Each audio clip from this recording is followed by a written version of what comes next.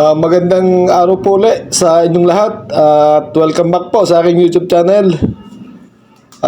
Ngayon po ay nandito tayo sa ating isa sa kasamang bagong member. At ayan po ang kanyang mga nagagandahang alaga, mga YANGYA na brusko.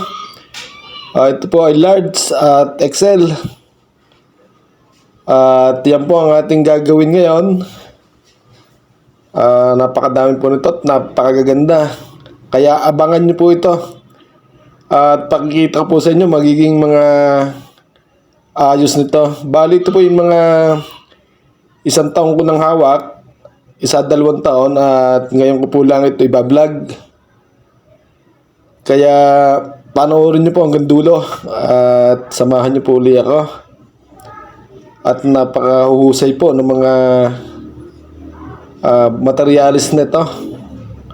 Yan. At siya nga po pala, doon po sa mga bago pa lang sa channel ko, paki po naman, paki like and share at paki subscribe na rin po at paki hit na rin po ng notification bell para lagi po kayong updated sa mga nilalabas ko pong mga video.